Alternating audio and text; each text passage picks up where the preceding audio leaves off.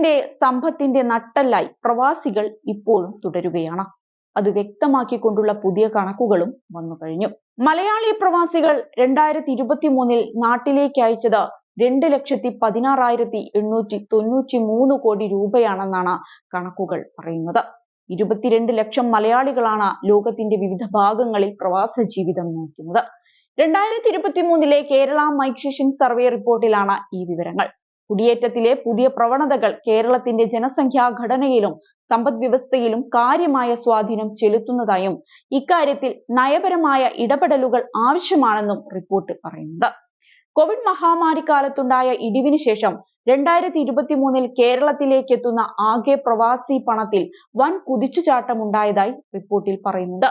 2018 Kerala migration survey റിപ്പോർട്ടിൽ 85,092 കോടി രൂപയായിരുന്നു നാട്ടിലേക്ക് എത്തുന്ന ആകെ NRI പണമായി കണ്ടെത്തിയിരുന്നതെങ്കിൽ 5 വർഷത്തിനിപ്പുറം അതിൽ 154.9% വർധനവാണ് കാണിക്കുന്നത്. പ്രവാസികൾ അവരുടെ കേരളത്തിലെ വീടുകളിലേക്ക് അയക്കുന്ന പണത്തിലും ഗണ്യമായ വർധനവ് 2023 കാണിക്കുന്നുണ്ട്. 37,058 കോടി രൂപ അയച്ചതായാണ് സർവേ സൂചിപ്പിക്കുന്നത്. രാജ്യത്തിന്റെ NRI നിക്ഷേപങ്ങളിൽ 21% വിഹിതം കേരളത്തിൻ്റെതാണ്. 2019 മുതൽ ഈ കണക്കിൽ സ്ഥിരത കാണിക്കുന്നുണ്ട്. നാട്ടിലേക്കുള്ള NRI പണത്തിന്റെ അളവിൽ വലിയ വർധനവുണ്ടെങ്കിലും കേരളത്തിൽ നിന്നുള്ള പ്രവാസികളുടെ എണ്ണത്തിൽ കഴിഞ്ഞ 5 വർഷത്തിനിടെ ഗണ്യമായ വർധനവുണ്ടായിട്ടില്ലെന്നാണ് റിപ്പോർട്ടിൽ പറയുന്നത്. 2018 21 ലക്ഷമായിരുന്ന പ്രവാസികളുടെ എണ്ണം 2023 22 ലക്ഷത്തിൽ എത്തി നിൽക്കുന്നു.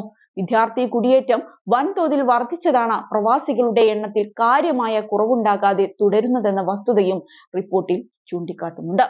2018 1,29,763 വിദ്യാർത്ഥി കുടിയേറ്റക്കാരാണ് ഉണ്ടായിരുന്നതെങ്കിൽ 2023 അത് 2,50,000 ആയി വർദ്ധിച്ചു. കേരളത്തിൽ നിന്നുള്ള പ്രവാസത്തിന്റെ സ്വഭാവത്തിൽ വരുന്ന മാറ്റം ചൂണ്ടിക്കാണിക്കുന്നതാണ് ഈ കണക്കെന്ന് പറയുന്ന സർവേ റിപ്പോർട്ട്. 17 വയസ്സിന് മുൻപ് തന്നെ നാടുവിടുന്നവരുടെ എണ്ണത്തിൽ വർധനവുണ്ടാകുന്നതായും ചൂണ്ടിക്കാട്ടുന്നുണ്ട്. വിദേശത്ത് പഠിക്കാൻ യുവതലമുറ കൂടുതൽ താല്പര്യം കാണിക്കുന്നു.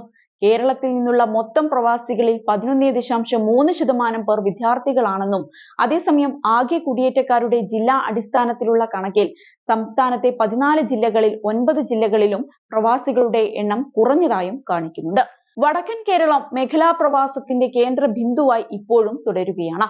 മലപ്പുറം തിരൂർ താലൂക്കാണ് പ്രവാസികളുടെ എണ്ണത്തിൽ മുന്നിൽ. 1 ലക്ഷം പ്രവാസികളാണ് ഇവിടെ നിന്നുള്ളത്. ഇടുക്കി ദേവികുളം താലൂക്കാണ് പ്രവാസികളുടെ എണ്ണത്തിൽ ഏറ്റവും പിന്നിൽ. ഏറ്റവും കൂടുതൽ മലയാളി കുടിയേറ്റക്കാരുള്ളത് ഗൾഫ് രാജ്യങ്ങളിൽ തന്നെയാണ്. എങ്കിലും GCC രാജ്യങ്ങൾ തിരഞ്ഞെടുക്കുന്ന പ്രവാസികളുടെ എണ്ണത്തിൽ 2018 89.2% നിന്ന് 2023 80.5% ഇടിവ് കാണിക്കുന്നുണ്ട്. വിദ്യാർത്ഥി കുടിയേറ്റത്തിൽ UK ആണ് മുന്നിൽ. ആകെ വിദേശ വിദ്യാർത്ഥികളിൽ 30% UK-യിലാണ് പഠിക്കുന്നത്. സ്ത്രീ കുടിയേറ്റക്കാരുടെ അനുപാതം 2018 15.8% നിന്ന് 2023 19.1% വർധനവ് കാണിക്കുന്നുണ്ട്. സ്ത്രീ പ്രവാസികൾ GCC രാജ്യങ്ങളിൽ നിന്ന് കൂടുതലായി യൂറോപ്പ്, പശ്ചിമ രാജ്യങ്ങൾ എന്നിവിടങ്ങളിലേക്ക് പോകുന്ന പ്രവണതയാണ് കാണിക്കുന്നത്. 2023 18 ലക്ഷം മലയാളികൾ നാട്ടിലേക്ക് മടങ്ങിയെത്തിയതായാണ് റിപ്പോർട്ട്. 2018 ഇത് 12 ലക്ഷമായിരുന്നു. മഹാമാരി സൃഷ്ടിച്ച സാമ്പത്തിക പ്രശ്നങ്ങൾ, കർശനമായ കുടിയേറ്റ നയങ്ങൾ എന്നിവയാണ് കാരണം. കോവിഡിനെ തുടർന്നുണ്ടായ ജോലി നഷ്ടം, നിർബന്ധിത പിരിച്ചുവിടൽ തുടങ്ങിയവയും കാരണമായി. മടങ്ങിയെത്തിയ പ്രവാസികളിൽ 18.4% പേർ ജോലി നഷ്ടപ്പെട്ട് നാട്ടിലേക്ക് എത്തിയവരാണ്. കേരളത്തിലെ കുടിയേറ്റക്കാരിൽ 76.9% തൊഴിൽ കുടിയേറ്റക്കാരായതിനാൽ മെച്ചപ്പെട്ട തൊഴിലവസരങ്ങൾ ഉറപ്പാക്കാനും വിദേശ ജോലിക്കുള്ള നൈപുണ്യ വികസനം സാധ്യമാക്കാനും ശ്രദ്ധ കേന്ദ്രീകരിക്കണമെന്ന് റിപ്പോർട്ട് പറയുന്നുണ്ട്. മടങ്ങിവരുന്ന പ്രവാസികൾക്കായി സമഗ്ര പുനരധിവാസ നടപടികളും ആവശ്യമാണ്. വിദ്യാർത്ഥി കുടിയേറ്റത്തിലുണ്ടാകുന്ന വൻ വർധനവും സംസ്ഥാനം ശ്രദ്ധിക്കേണ്ട വസ്തുത തന്നെയാണ്. 5 വർഷത്തിനിടെ വിദേശത്തു പഠിക്കാൻ പോകുന്നവരുടെ എണ്ണം ഇരട്ടിയായി. മികച്ച വിദ്യാഭ്യാസത്തിനുള്ള സൗകര്യങ്ങൾ മെച്ചപ്പെടുത്തുന്നതിനൊപ്പം ഭാഷാ പരിശീലന കേന്ദ്രങ്ങളുടെയും വിദേശ റിക്രൂട്ട്മെന്റ് ഏജൻസികളുടെയും പ്രവർത്തനങ്ങളിൽ നിരീക്ഷണവും നിയന്ത്രണവും ഉറപ്പാക്കണം. ഈ മേഖലയിലെ തട്ടിപ്പും വഞ്ചനയും ഇല്ലാതാക്കേണ്ടതും അത്യാവശ്യമാണ്. വിദേശത്ത് നിന്ന് മികച്ച നൈപുണ്യം നേടിയ ശേഷം നാട്ടിലേക്ക് മടങ്ങാൻ അന്താരാഷ്ട്ര വിദ്യാർത്ഥികളെ പ്രോത്സാഹിപ്പിക്കുന്ന നയം വികസിപ്പിക്കണമെന്നും റിപ്പോർട്ടിൽ പറയുന്നുണ്ട്.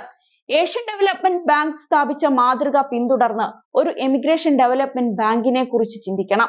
പ്രവാസികൾക്കുള്ള അടിസ്ഥാന സൗകര്യങ്ങൾ വർദ്ധിപ്പിക്കുന്നത് കേരളത്തിന്റെ വികസനത്തിൽ അവരുടെ പങ്ക് വർദ്ധിപ്പിക്കുന്നതാകുമെന്നും റിപ്പോർട്ടിൽ പറയുന്നുണ്ട്. ഗുലാത്തി ഇൻസ്റ്റിറ്റ്യൂട്ടിന്റെ ആഭിമുഖ്യത്തിൽ ഡോക്ടർ ഇരുദയ രാജിന്റെ നേതൃത്വത്തിൽ നടത്തിയ മൈഗ്രേഷൻ സർവേ റിപ്പോർട്ട് ലോക കേരള സഭയുടെ ഉദ്ഘാടന വേദിയിൽ മുഖ്യമന്ത്രി പിണറായി വിജയന് കൈമാറി.